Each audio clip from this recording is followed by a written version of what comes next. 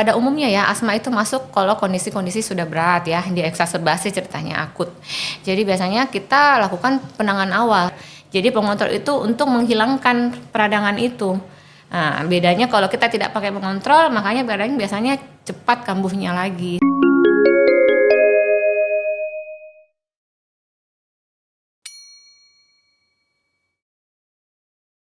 Assalamualaikum warahmatullahi wabarakatuh. Halo Sobat Madyang, apa kabar? Selamat datang di acara Madyang Hospital Podcast. Perkenalkan, saya Dr. Dini Rosyada selaku dokter umum di Rumah Sakit Siti Madyang. Hari ini saya bersama dengan narasumber kita, Dr. Sri Rahayu Alimuddin, spesialis paru. Boleh dok, diperkenalkan dok dirinya dok. Ya, terima kasih. Jadi pada kesempatan ini kita diberi kesempatan ya Dokter Dini ya untuk memberikan sedikit edukasi mengenai informasi mengenai asma ya. Jadi sebelumnya saya Dokter Ayu, jadi saya bertugas di Rumah Sakit Umum Siti Madyang sebagai dokter spesialis paru. Mungkin itu saja ya, kita lanjut aja. Apakah Sobat Madyang tahu jika hari Selasa tiap minggu pertama di bulan Mei itu diperingati sebagai Hari Asma Sedunia? Nah, ini biasanya dilakukan untuk meningkatkan kesadaran terhadap masyarakat mengenai asma di seluruh dunia. Menurut GINA atau Global Initiative for Asthma, asma diderita lebih dari 260 juta orang dan bertanggung jawab terhadap lebih dari 480 ribu kematian tiap tahunnya di seluruh dunia. Oleh karena itu, untuk memperingati Hari Asma Sedunia, kita akan membahas all about asma bersama narasumber kita, Dr. Sri Rahayu Alimuddin, spesialis paru. Assalamualaikum dok. Ya, waalaikumsalam Dokter Dini. Bagaimana dok kabarnya hari ini dok? Alhamdulillah, baik. Sibuk ya dok? Bagaimana? Jadi hari ini dok kita akan membahas mengenai asma dok. Dokter mungkin bisa jelaskan dok, apa sih itu asma?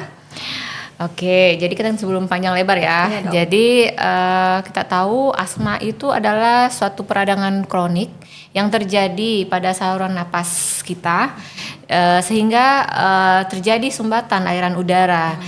Makanya kalau kita terjadi sumbatan itu maka terjadi pasien akan merasakan sesak napas, kemudian batuk, kemudian nyeri dada hebat, napasnya pendek, seperti itu mungkin. Kemudian gejalanya itu bervariasi, jadi dia tergantung waktu, cuaca, kemudian tergantung juga risiko-risiko tinggi, misalnya faktor-faktor pencetus lainnya ya, seperti itu, misalnya dingin, debu. Mungkin itu untuk simpelnya ya. Iya dok. Kan tadi dokter mengatakan bahwa asma salah satu gejalanya yang paling khas itu berupa sesak nafas. Gimana dok membedakan antara sesak nafas penyakit asma atau sesak nafas penyakit lain dok? Oh ya, sebenarnya sih simpel aja ya. Jadi kalau kita sudah tahu, misalnya pasien datang dengan sesak napas, makanya kita tanya dulu anamnesis dulu ya, seperti biasanya anamnesis, pemeriksaan fisis, kemudian kita pemeriksaan penunjang ya. Kalau kita dari pertanyaan-pertanyaan dan kita tanya pasien, asma kan seperti kita tahu tadi dia ada riwayat ya sebelumnya, apakah pernah asma sebelumnya atau pernah sesak sebelumnya. Kemudian biasanya terjadi pada usia-usia muda kalau asma, biasanya wanita. Kemudian ada riwayat genetik sebelumnya, misalnya ada riwayat asma pada orang tua, itu biasanya kemungkinan besar untuk asma. Kemudian pada pemeriksaan fisisnya biasa ditemukan mengi ya. Jadi orang awam itu kadang lebih kenalnya mengi gitu ya. Jadi biasanya bunyi-bunyi dada. Jadi pada saat kita pemeriksaan fisis dia biasanya ada bunyi dada. Makanya tadi karena aliran udara yang terhambat makanya dia bunyi gitu. Kemudian dengan pemeriksaan lain misalnya spirometri, jadi itu mungkin bisa menyebabkan ini asma.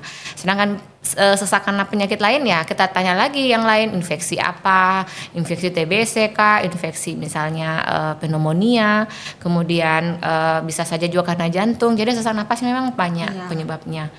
Jelas aja sih sebenarnya tergantung anamnesis. Jadi khas dari asma itu sendiri selain sesak nafas, batuk, biasanya pasiennya juga bunyi nafasnya itu mengi ya dok. Biasanya kalau istilah medis kita mengenalnya dengan wheezing. Wheezing, yes, ya benar-benar. Kalau ada pasien seperti itu dok, dengan serangan asma itu apa yang harus dilakukan dok? Kalau dia masuk karena pada umumnya ya asma itu masuk kalau kondisi-kondisi sudah berat ya, dia eksaserbasi ceritanya akut. Jadi biasanya kita lakukan penanganan awal. Biasanya sih ya kalau di IGD sih pasti pemangkasan oksigen dulu kalau dia masuk di IGD. Kalau dia masuk ke rawat jalan misalnya dia asmanya ringan atau sedang, biasanya kita lakukan nebulizer. Untuk penanganan di rumah ya paling simpelnya sih kita pakai kan obat inhaler. Jadi memang banyak sekarang obat-obat inhaler yang beredar ya di rumah sakit yang secara umum sih tercover sekarang sama BPJS ya. Jadi sangat mudah didapatkan sekarang. Jadi kita bisa gunakan itu sebagai alat atau obat ya untuk mengurangi gejala asma atau mengatasi asma. Jadi dok, kan sekarang banyak persepsi masyarakat nih dok, penyakit asma itu menular. Apakah memang dia menular dok, atau apa cuman genetik aja dok? Oke, tadi sudah disebutkan sebelumnya kan kalau asma kan peradangan kronik ya. Jadi sebenarnya dia bukan penyakit menular karena dia bukan infeksi. Jadi beda kalau penyakit-penyakit kayak TBC, pneumonia itu penyakit infeksi dan bisa menular. Kalau penyakit genetik seperti asma itu tidak menular ya, dia hanya biasanya menurun saja. Misalnya karena ada genetik makanya dia terkena juga, tapi bukan karena penularan. Jadi beda penularan antara asma, antara TBC dengan asma itu beda. Kalau TBC jelas menular melalui udara, kalau asma tidak. Jadi asma bukan penyakit menular Bukan. Ya dok, dia karena peradangan kan ya, dok? Makanya harus diobati, dikontrol terutama. Iya. Untuk pemicunya sendiri dok, gimana dok? Asma, pemicu serangan dari asma itu yang memberatkan pasien apa dok? Banyak faktor-faktor resiko ya pencetus. Misalnya pertama iritan ya, faktor iritan, debu, bisa juga karena kita terpapar oleh berbagai misalnya tempat kerja, misalnya ada pabrik semen, itu kan semua paparan. Kemudian yang kedua itu bisa faktor-faktor makanan, misalnya faktor-faktor yang paling sering sih seafood ya, misalnya udang, kepiting, itu yang paling sering. Kemudian faktor-faktor binatang bisa kucing, bulu-bulu kucing, anjing, misalnya yang hewan-hewan peliharaan itu juga berisiko banget. Kemudian juga apabila kita flu ringan, misalnya kita infeksi, jadi memang kita sudah flu, batuk-batuk ringan, itu juga gampang memicu terjadinya asma. Kemudian yang berikutnya bisa juga karena faktor stres. Jadi kalau stres yang berlebihan bisa juga meningkatkan kondisi asma, juga bisa cepat kambuh. Begitu. Sama faktor-faktor kayak kecapean atau aktivitas fisik yang berlebihan bisa juga menyebabkan terjadinya asma. Jadi asma pencetusnya banyak ya? Ya, makanya asma sebenarnya satu aja kuncinya, hindari faktor pencetus. Iya. Jika dihindari faktor pencetus, serangan asmanya bisa kita hindari. Iya. Kontrol semua dengan. Oke dok. Kemudian dok, gimana cara?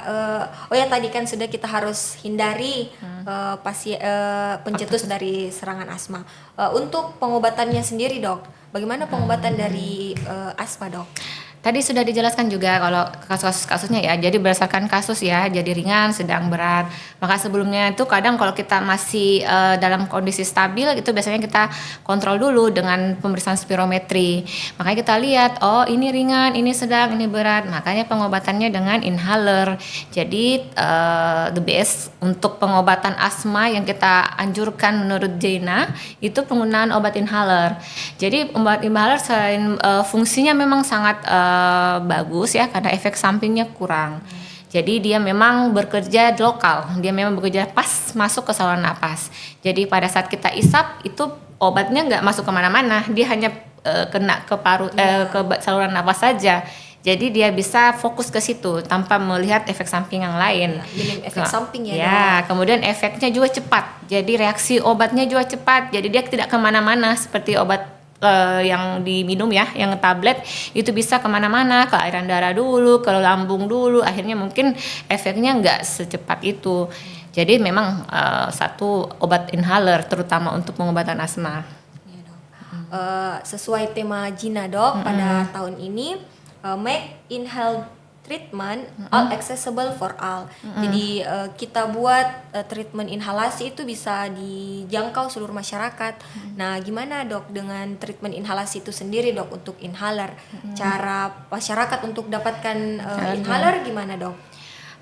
Untuk mencari mendapatkan sekira mungkin tergantung juga ya, soalnya tergantung kasus juga. Jadi kalau misalnya dia memang kasusnya berat ya palingan pertamanya kita oksigen dulu, kemudian kita nebulizer. Nah nebulizer ini kan kita bisa dapat di puskesmas. Terkadang sih orang yang pada saat sering pasien asma, emang yang sudah sering asma ya biasanya mereka pada umumnya menyiapkan sendiri nebulizernya di rumah. Jadi tinggal pakai obat aja baru dipakaikan nebunya. Jadi sebenarnya obat asma itu sebenarnya 2 ya. Jadi dia tercover oleh bronkodilator namanya. Jadi bisa ada salbutamol, formoterol, tapi dalam bentuk inhaler. Tapi di samping lain selain kita pakai pelega, misalnya bronkodilator, kita harus pakai pengontrol juga. Karena kalau kita cuman pelega itu biasanya kekambuhannya sangat cepat. Makanya kita kadang pengontrol juga. Jadi pengontrol itu untuk menghilangkan peradangan itu. Nah, bedanya kalau kita tidak pakai pengontrol, makanya badannya biasanya cepat kambuhnya lagi, sesaknya. Jadi bedanya itu. Pengontrolnya itu biasanya apa, Dok? Pengontrolnya itu bisa dalam bentuk inhaler juga. Jadi dia bisa dalam obat itu juga. Jadi bisanya kan inhaler kan banyak tuh, banyak bermacam-macam. Jadi ada yang 1 macam obatnya, ada yang 2 macam. Yang 2 macamnya itu di situ termasuk bronkodilator dan pengontrol. Kalau misalnya hanya bronkodilator aja, itu aja 1 obat. Jadi sekarang sih tergantung dokter parunya aja yang bisa memberikan, oh ini yang pengontrol dan pelega, ini pelega saja. Jadi memang sebaiknya kita rekomendasikan yang ada pengontrolnya juga supaya kekambuhannya bisa terkontrol. Gitu. Jadi agak lumayan panjang ya, Dok, untuk pengobatan dari asma itu sendiri. Unik sebenarnya asmanya. Jadi kadang orang merasa oh saya nggak asma, padahal sebenarnya dia asma. Jadi sebenarnya faktor pemicu-pemicunya itu sedikit-sedikit ya. Walaupun sekarang sedikit, nanti lagi kena lagi sedikit, akhirnya nanti jadi parah. Kambuh-kambuhan. Nah biasanya orang nggak mau minum obat, nggak mau ngapa-ngapain. Nah pada saat dia parah baru minum itu, baru mau mengobati asmanya. Padahal sebenarnya asma itu perlu dikontrol banget gitu. Jadi asma nggak bisa sembuh ya, Dok? Kalau bisa sembuh sih ya semua penyakit itu apalagi asma kan sifatnya reversible ya. Jadi dia memang fluktuasi. Jadi bisa kembali, bisa kambuh, bisa kembali, bisa kambuh. Jadi sebenarnya kalau sembuhnya insya Allah sih ya 95% lah. Tapi bisa disembuhkan, cuma kadang kekambuhannya bisa kembali lagi. Jadi memang harus memang dikontrol ya. Jadi memang asma tujuannya memang harus dikontrol saja. Jadi bisa semua olahraga juga. Iya, Dok. Kalau untuk olahraga sendiri, Dok, bagaimana dengan olahraga untuk pasien-pasien asma? Karena kan pasiennya sesak, Dok. Itu gimana, Dok? Itu mitos juga sih tuh. Ada yang bilang asma tuh nggak bisa kalau kita nggak bisa olahraga. Padahal sebenarnya sih semua olahraga bisa. Jadi misalnya asma ya, kalau dia terkontrol dengan baik, misalnya obat-obatnya bagus, dia rajin berolahraga, misalnya bisa semua dilakukan olahraganya, mau lari, mau berenang, itu bisa. Yang penting semua terkontrol. Jadi sebenarnya kalau kita sudah terkontrol asmanya seperti orang sehat. Jadi seperti orang pada umumnya yang bisa berolahraga. Cuma kalau dia tidak terkontrol, kan tidak bisa diberanikan aja untuk begitu, paling dibatasi aja. Jadi asma sebenarnya itu nggak bisa sembuh 100%, tapi bisanya terkontrol. Terkontrol, betul. Kalau untuk kontrolnya sendiri, Dok, itu biasanya baiknya pasiennya per bulan atau per 3 bulan. Karena kan kambuh-kambuhan, Dok, asma gimana itu, Dok? Nah, inilah juga resikonya kalau misalnya resiko-resiko yang misalnya kita di rumah debu banyak sekali faktor pencetus ya, tergantung kekambuhannya. Kalau dia semakin setiap hari, jadi hampir tiap hari kekambuhan, berarti dia berat, berarti harus datang secepatnya. Tergantung kalau dia sudah terkontrol dengan baik ya bisa 1 bulan sekali sesuai dengan obat inhaler ya, karena obat inhaler kan biasa habis dalam waktu 1 bulan.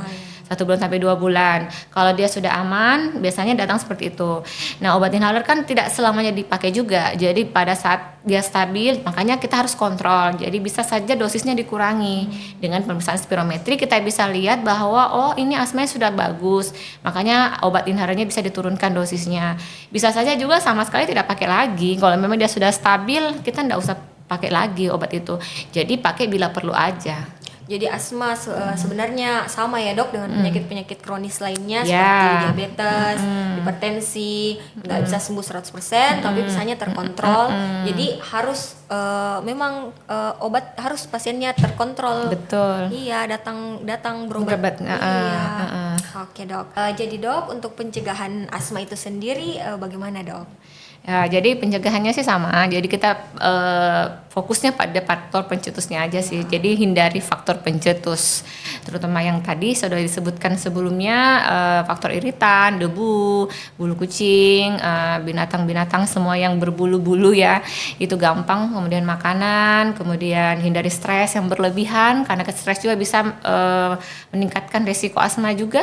Kemudian makan makanan yang teratur, yang sehat, kemudian tidur yang cukup, kemudian rajin kontrol, terutama itu sih baik yang sudah terkena asma maupun yang tidak terkena asma sebelumnya, itu perlu kita kontrol. Iya, karena dia penyakit kronik ya dok.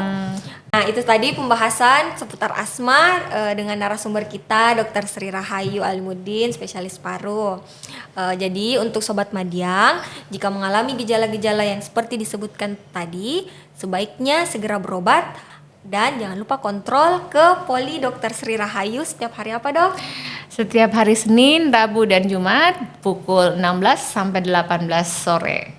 Oke deh, sekian hari ini dari kami berdua. Terima kasih banyak dok atas waktunya. Sama-sama hari Dokter ini. Dini. Sampai jumpa Sobat Madiang. Sampai ketemu lagi di podcast selanjutnya. Assalamualaikum warahmatullahi wabarakatuh. Waalaikumsalam warahmatullahi wabarakatuh.